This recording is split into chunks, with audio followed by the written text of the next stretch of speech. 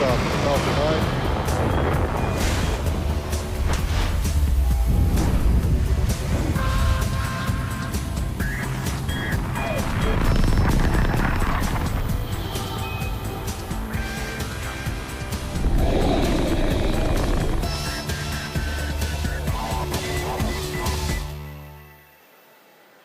Good evening from SpaceX headquarters in Hawthorne, California. It is August 6th at 10:04 p.m. here and 1:04 a.m. local time at Slick 40 in Cape Canaveral, Florida. You are looking at a live view of the Falcon 9 awaiting its 1:18 a.m. Eastern Time launch. My name is Lauren Lyons, and I'm an engineer in our Flight Reliability Department here at SpaceX, and I am pleased to welcome you to tonight's webcast of the Merah Putih satellite launch for our customer, PT Telkom Indonesia. Now, tonight's launch is the 15th by SpaceX this year, and is a reflight of our first ever Block 5 rocket. We're going to attempt recovery of the first stage on our drone ship, Of Course I Still Love You, which is situated 635 kilometers off the coast of Florida. If we're successful today, this is going to be our 28th successful recovery of a Stage 1 booster. Tonight's launch window is 2 hours long, but we are shooting for the very top of that window, and we are currently at just under T-minus 13 minutes and counting.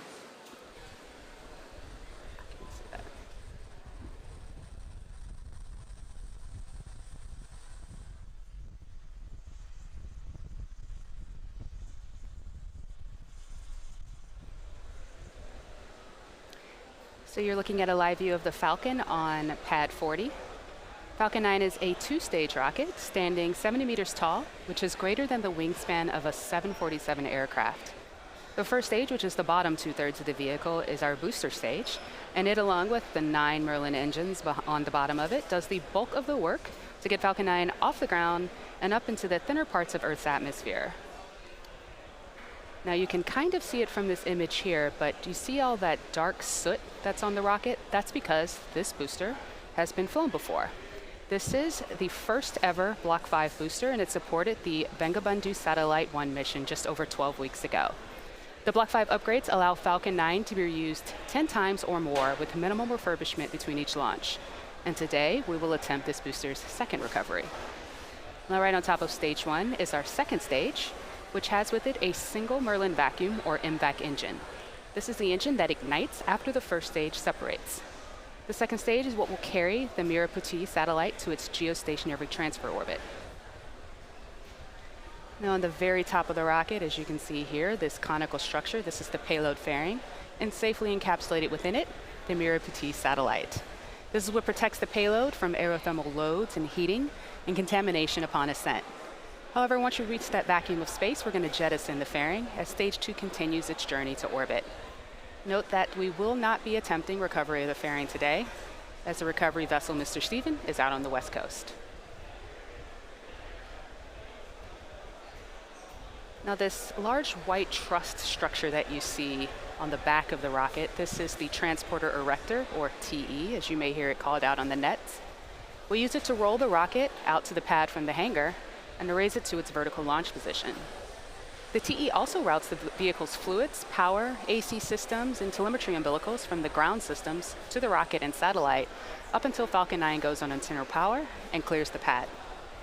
At liftoff, the TE will retract, clearing the way for Falcon 9's ascent.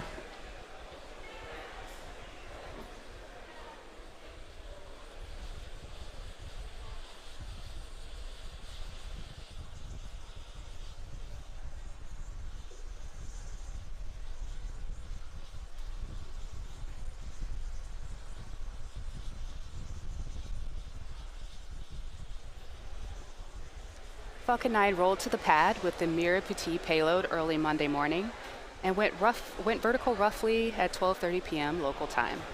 The launch director conducted the go-no-go poll for pop load at T-minus 1 hour, and we began loading propellants at T-minus 35 minutes. Speaking of those propellants, Falcon 9 is a bipropellant rocket. It uses kerosene, or RP1, for its fuel, and liquid oxygen as its oxidizer. And to complete that fire triangle, Falcon 9 uses TTEB as its igniter fluid, which we'll see at T0 via that telltale green spark that you'll see right before the rocket takes off.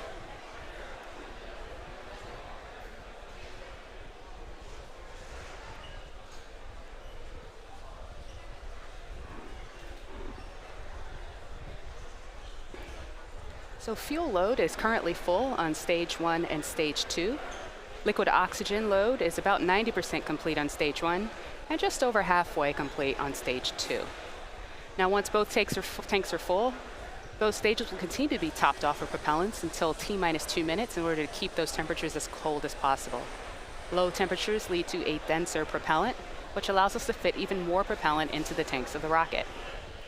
In addition to the RP-1 and liquid oxygen aboard, Falcon 9 also uses helium in order to keep the tanks pressurized in flight and the propellant flowing correctly into the engines to prevent any air bubbles or gases from entering the engines as the propellants deplete. Helium load began before the webcast went live today, but it's going to continue to be topped off until about a minute and a half before launch. Additionally, engine chill procedures have begun, and this is where we open up those pre-valves between the first stage prop tanks and the 9 Merlin engines. What this does is it allows a little bit of that cold liquid oxygen to flow into the turbo pumps, bringing them down to a temperature close to that of the super chill propellant that will soon be flowing through the engines at liftoff. The vehicle is healthy right now. The Falcon 9 team is tracking no issues. The payload went on internal power at T-minus 15 minutes, and we're hearing the payload is healthy, and the weather is looking really good for an on-time launch today. The last weather balloon that was launched is showing that everything is within wind limits. We're not violating any of the cloud rules, and things are looking really good for an on-time launch today. Additionally, the range remains green for launch, and as of right now, all systems are go.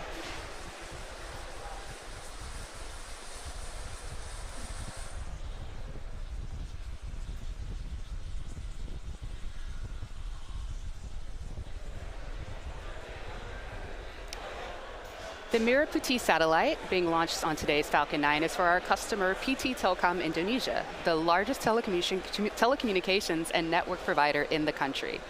Merah Putih, which translated in Indonesian to red and white, is a reference to the colors of the Indonesian national flag.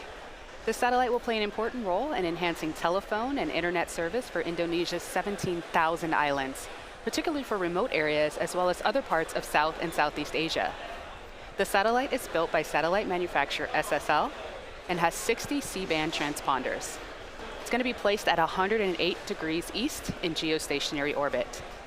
The satellite will expand the company's coverage to new markets and complement other technologies such as fiber and submarine cable. PT Telkom Indonesia has put together a video about their operations that we'll show you right now.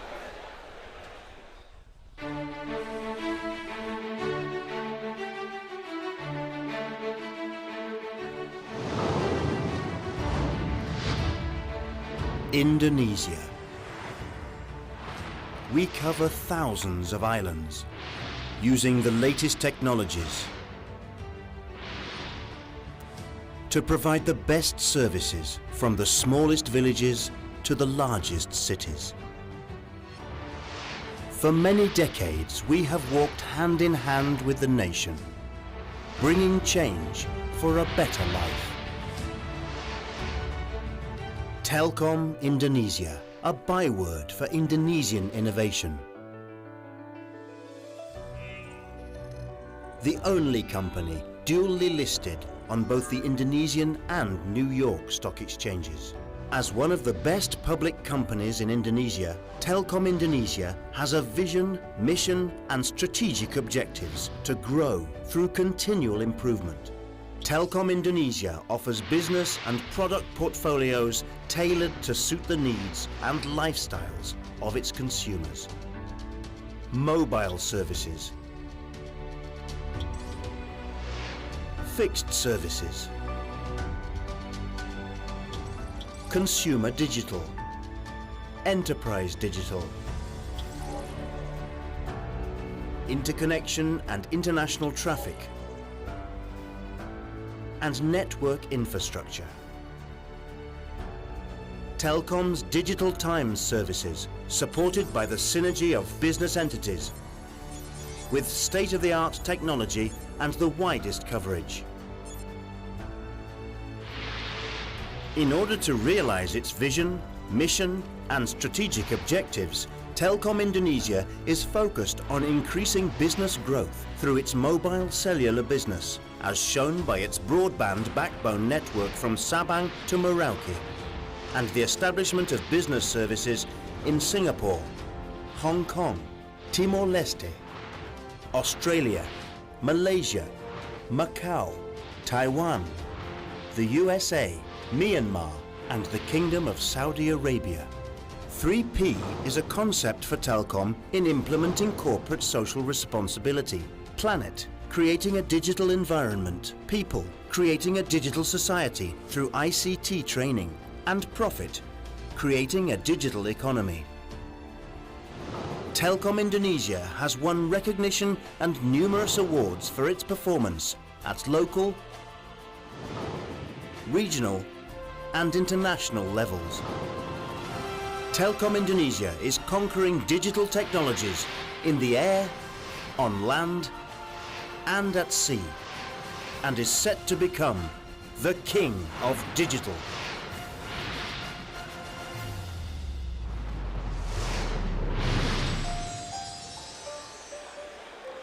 We are currently 3 minutes and 35 seconds away from liftoff, and Falcon 9 is moving into the final stages of the countdown. The first and second stages are nearly fully loaded with 1 million pounds of kerosene fuel and liquid oxygen. The first stage should complete its loading at T-minus 3 minutes, and the second stage will finish its topping off at T-minus 2 minutes. At the T-minus 60-second mark, listen in closely for the announcement that Falcon 9 is in startup, which means that the rocket's autonomous internal flight computers have taken over the launch countdown. The Merah Putih payload continues to be healthy. The Falcon 9 team is tracking no issues on the rocket. The weather is looking beautiful, and the range is green for launch. So as we near that T0 mark, let's listen in to the countdown net.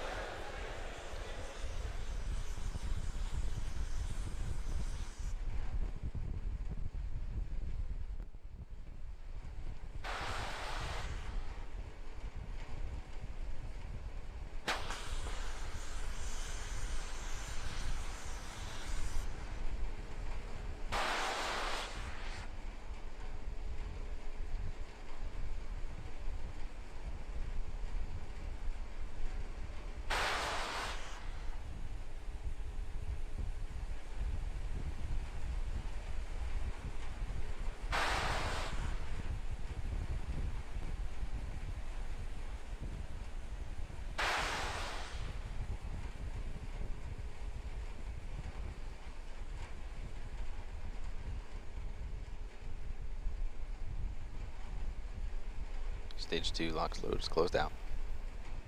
Falcon 9 is on internal power.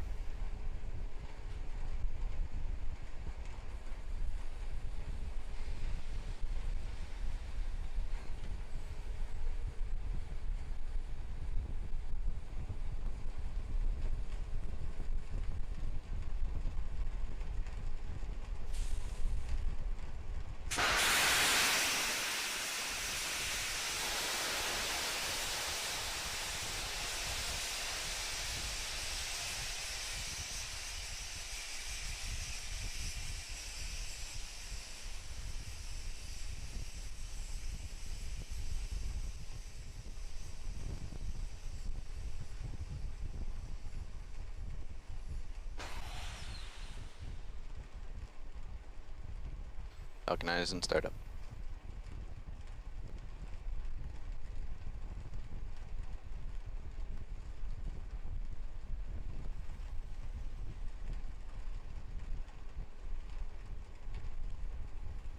Go for launch.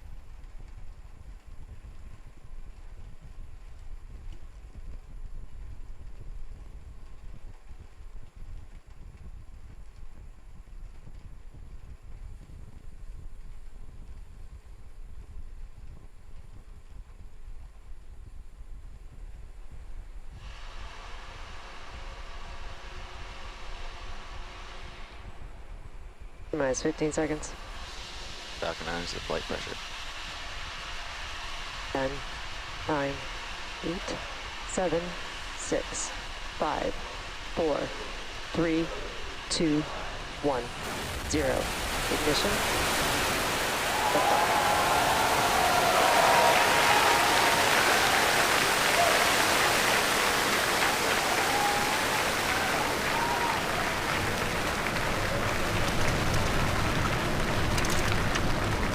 vehicle pitching downrange.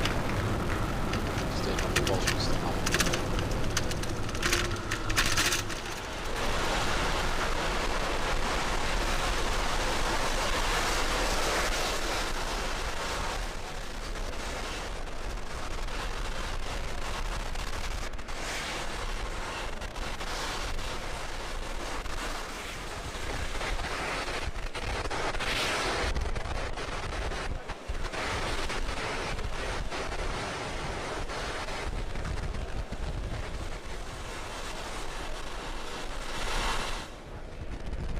Falcon 9 is supersonic.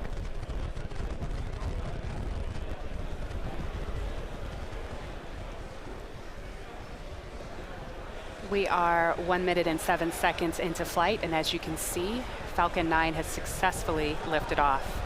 Coming up next, you'll hear max Q. Vehicle is experiencing maximum dynamic pressure. And as you just heard, the vehicle is experiencing maximum dynamic pressure. That's the point at which the stresses on the Falcon 9 are highest than they are at any other point during the flight.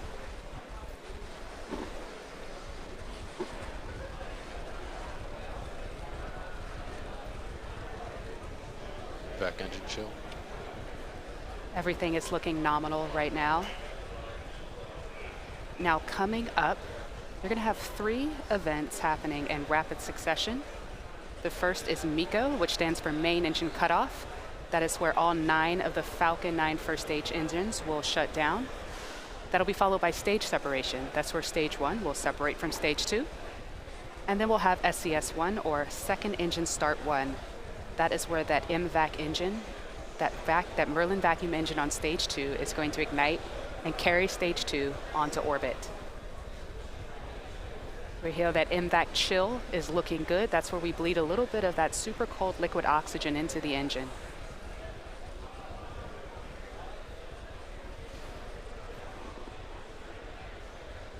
Ascent shutdown. MECO. Stage separation confirmed.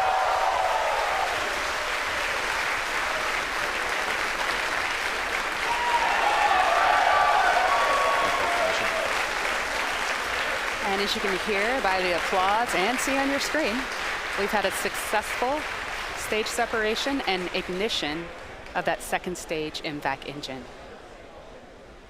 Now coming up in about 25 seconds, we're going to have fairing deploy. So those fairing halves are going to split away from stage 2 and make their way down to Earth. And stage 2 will continue on with the Merah Putih satellite onto its parking orbit. MVAC D had a really solid startup, and all of the temperatures are looking really good. The burn is going nominally right now.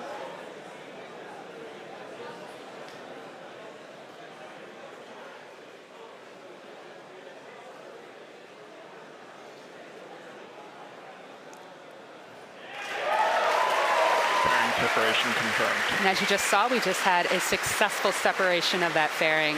Once we get into the vacuum of space, we don't need it anymore, so we get rid of that extra mass. Second stage is following a nominal trajectory. And as you just heard, second stage is on a nominal trajectory. Now, there are going to be 2 stage 2 burns for this mission. The first is this one that is taking the spacecraft to its parking orbit. Acquisition of signal. Once it shuts down, it'll coast for about 18 minutes before relighting over the equator to raise Merah Putih to its deployment orbit, the Geostationary Transfer Orbit. Now, while stage 2 is doing its job, stage 1, it's making its way back home down to Earth. Now, it's going to execute 2 burns. The first is the entry burn, which is coming up in about 1 minute and 50 seconds. So the first stage is traveling at roughly 2,300 meters per second. And what this 3-engine burn is going to do is assist gravity in rapidly slowing the stage down. If we didn't do that, it would overheat and it would break up. This slows it down and protects it as it enters the Earth's thicker upper atmosphere. Now, the second of those stage 1 burns is called the landing burn. This is a single engine burn where we light that center engine E9, and it brings the vehicle's velocity down rapidly from about 250 meters per second to about 2 meters per second in order to gently land the rocket on the drone ship. Now, stage 1 landing should occur just a second or 2 following second stage engine cutoff. So there's going to be a lot happening all at once, so watch closely for this next series of events.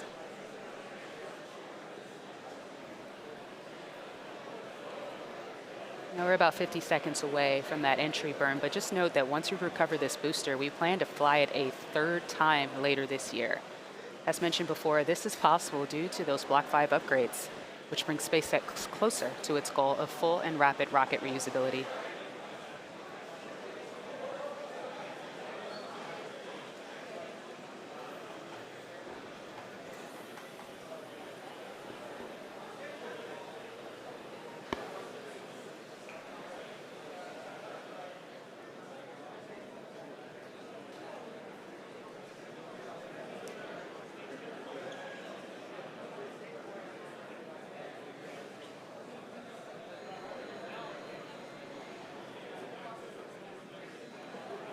Right, we're getting close to that entry burn right now.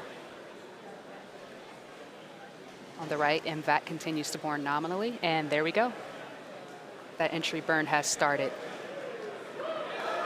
Stage 1 of the entry burn.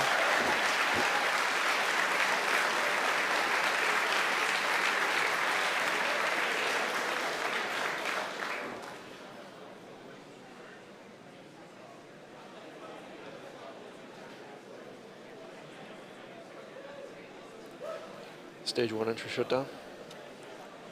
It is. Stage 2 continues to follow a nominal trajectory. So what you just heard there, stage 1 entry burn has concluded. Stage 2 is still looking beautifully. We're gonna have that landing burn, that last and final burn on stage 1. It's gonna begin at in about a minute or so. And then as I mentioned earlier, just a couple seconds after that, we're gonna have SECO 1. Stands for second engine cutoff 1.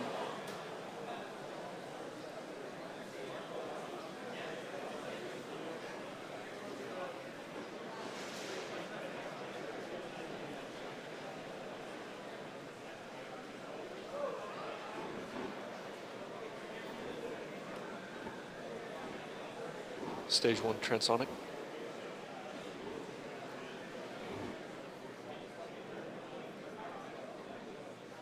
Falcon 9 is in terminal guidance.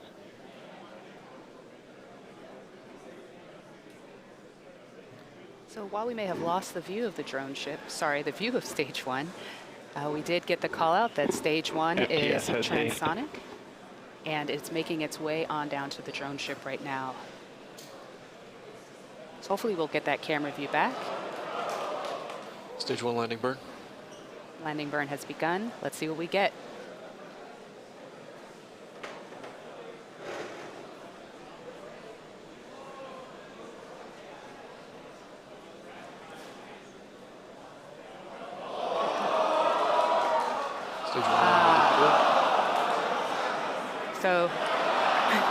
So we lost the video right there, but hopefully we will get that back.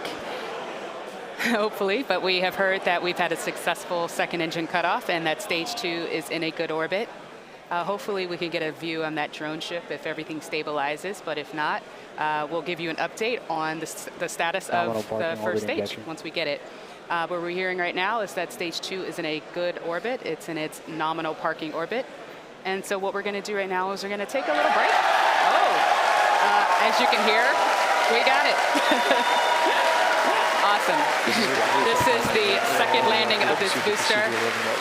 Landed successfully on board. Of course, I still love you. It's a great shot right there.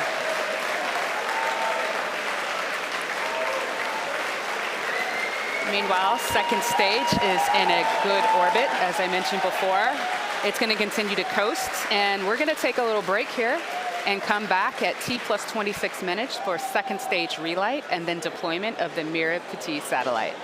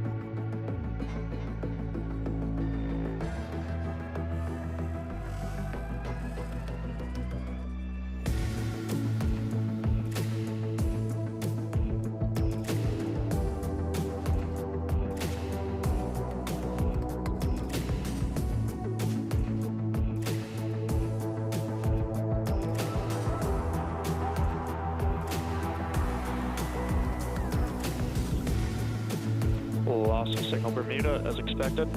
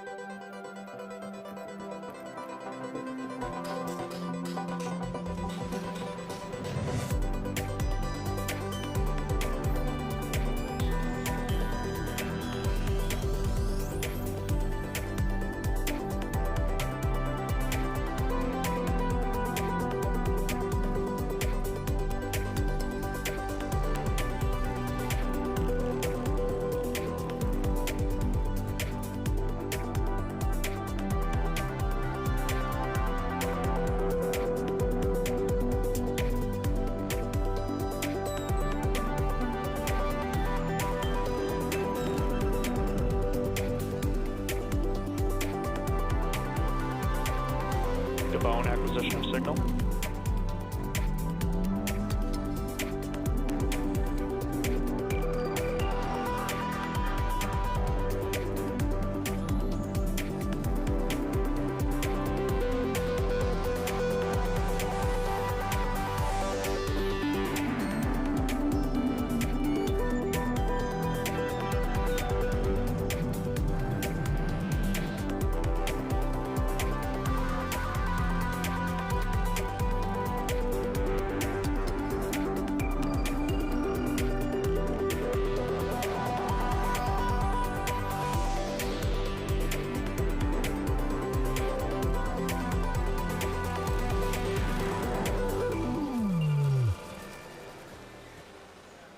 Welcome back to the webcast. The second stage engine is about to briefly reignite for its second and final burn to place the satellite in its intended geostationary transfer orbit. SES-2, which will come on at T plus 26 minutes and 22 seconds. It's going to burn over Gabon for about a minute, followed by payload deployment about 4 minutes later.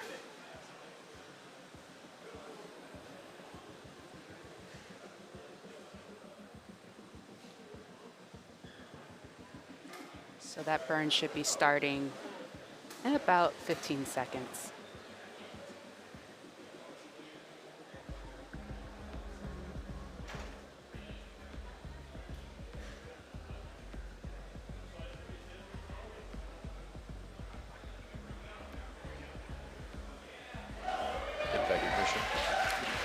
And as you just saw, we just had a successful reignition of the second stage Merlin vacuum engine.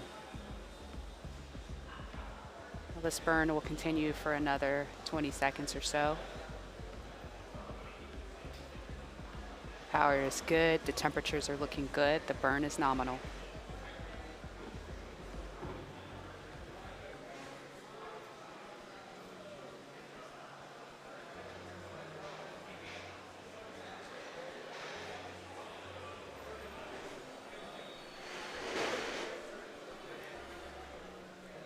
Hopefully we'll get that live image, but second engine shutdown 2 should be coming up very shortly.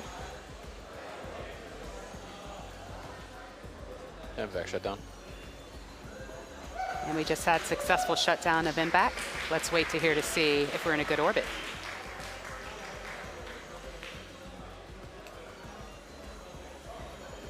Nominal orbit insertion for payload deploy. Great, we are in a solid orbit. Now payload deploy will be coming up in just a few minutes here. What we're gonna do is we're gonna take a pause and then come back to see the live deployment of the Merah Putih satellite.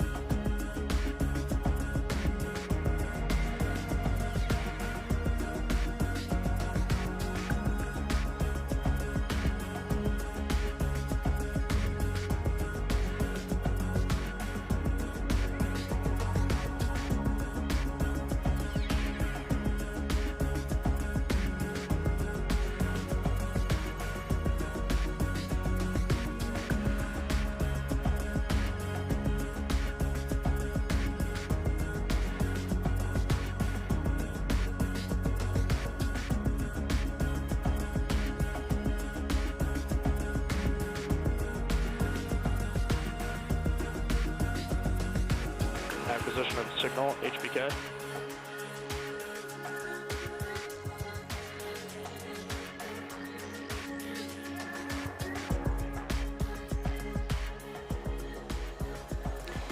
Welcome back. We are about to reach the payload deployment phase of today's mission.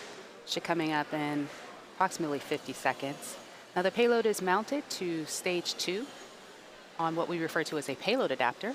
And after the stage separation signal is sent, there is a spring-loaded band around the base of the satellite. What it'll do is it'll fire and open up, and then there are 4 compression springs inside the payload adapter that will gently push the Merah Putih satellite away from Falcon 9, and that spacecraft will continue on to its final destination in geostationary orbit. So payload separation should be in about 15 seconds. We'll be able to see it live, hopefully. And there you go. You can see the Merah Putih satellite just in front of you with the sun behind it, giving it a nice backlight. And successful separation. Payload separation confirmed. As you just heard, payload separation confirmed. You can see it. It's looking good. And with that, that brings Falcon 9's mission to a close today. And of course, that's the end of our webcast. So a great thanks to our customer, PT Telkom Indonesia, for entrusting us with tonight's mission. A thank you to satellite manufacturer SSL, the 45th Space Wing for providing range safety today, and to the FAA for licensing today's launch. We'd also like to thank all of our viewers for tuning into this late night or early morning launch, depending on where you are. And if you are excited about what you've seen here tonight and want to join us on our mission, please visit spacex.com/careers to check out our current list of job postings. You can also follow our website and social media platforms for updates on our next missions and milestones. But until next time, have a good night.